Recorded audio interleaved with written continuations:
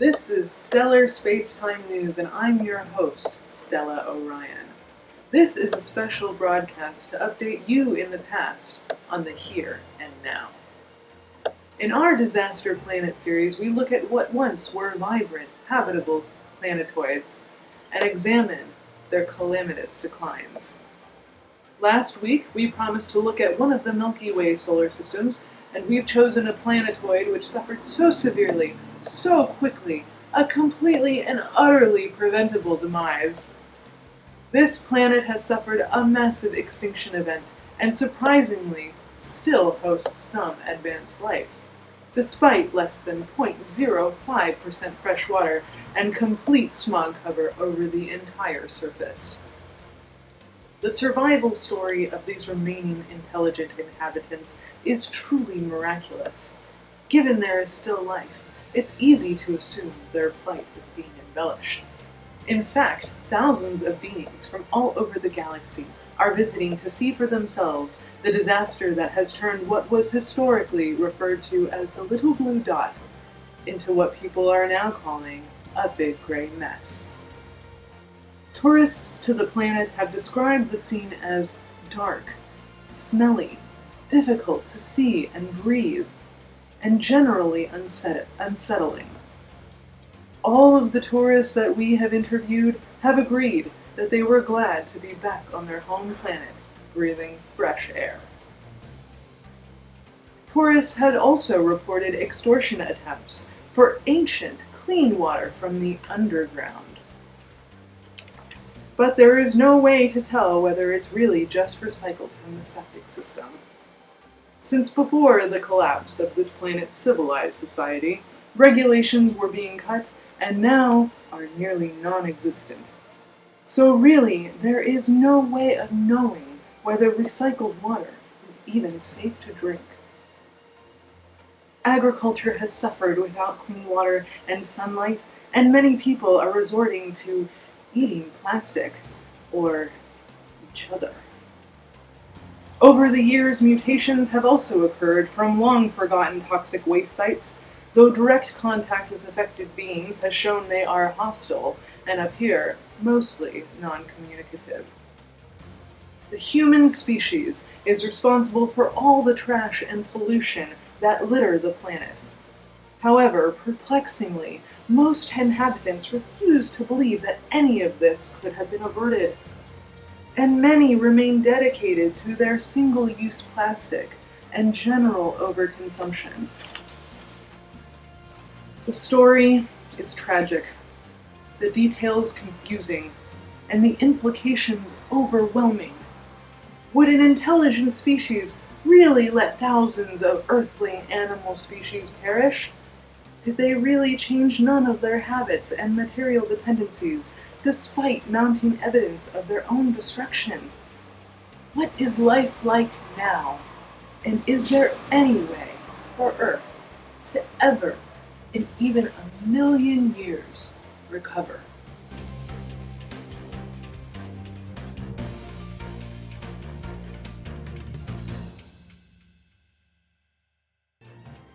Now we bring you a closer look at devastation on the surface. Please, brace yourself before looking at these images. They are difficult to witness.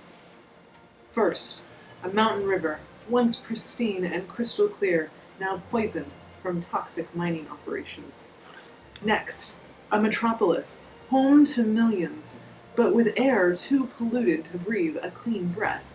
You can barely even see through the haze. Following, a floating ocean patch of refuse. This will never decay. It will only continue to poison and choke the life in all waters through which it passes.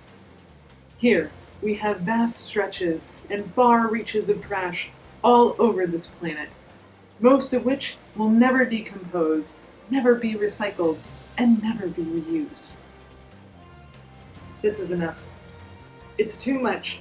It's not sustainable, and it's exactly why this planet, Earth, is on this series. It's a disaster planet of its most advanced species' own doing. But I have to speak out. It's too much. Viewers at home, just know This is not normal. This is not normal behavior. If your species follows in these footsteps, you will not survive.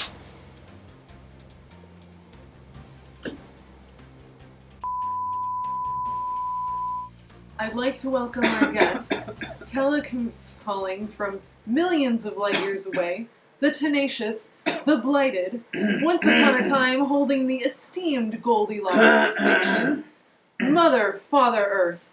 Thank you for joining us, and how are you doing this rotation? Well, I'm pretty itchy from all this plastic pollution that's on me. You know, Indeed. I provide. I give so much to all the life that has existed on me, but these people come in and they take all they want and they trash the place and they let the future generations suffer for their greed. Why? You know, they had so many opportunities to right their wrongs, and they looked at me and they spit their gum at me, and I'm angry. Oh yes, you sound upset. I can understand how you might feel in this. No. You have no idea what it's like to be a planet in turmoil. What's the statistic? It's like 1 out of 10 planets with intelligent life destroys their planets. That means 9 out of 10 planets are doing really well out there with their intelligent life, but not me. Ugh. That is a dismal statistic. Do you possess any optimism for a brighter future? Yeah. Well, if someone went back into time and changed things before there was permanent damage done, well then, probably I'd feel a little bit better because they wouldn't have injected me with toxic chemicals into every ecosystem. And maybe they would have cherished all life that is on me, and maybe things would be different today. It is pitiful to see the Earth in such a state. In our next segment, we will review what could have been done to prevent the aggressive and systematic destruction of ecosystem after ecosystem until all suffered collapse. Please, stay with us.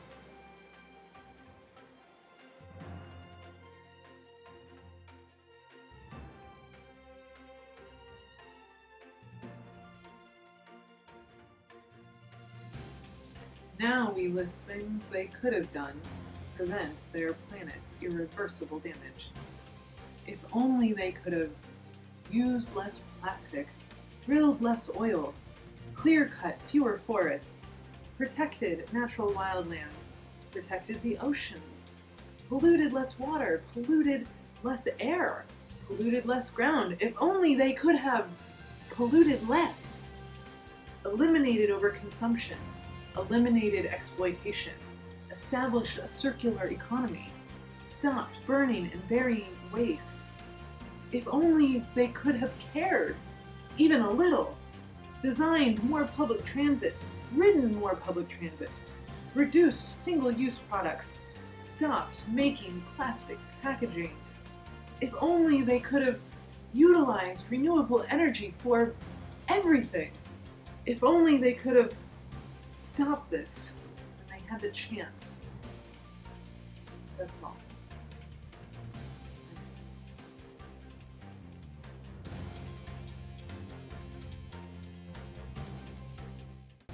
Thank you all for watching our broadcast this evening. This has been Stellar Space-Time News, and I am your host, Stella Orion.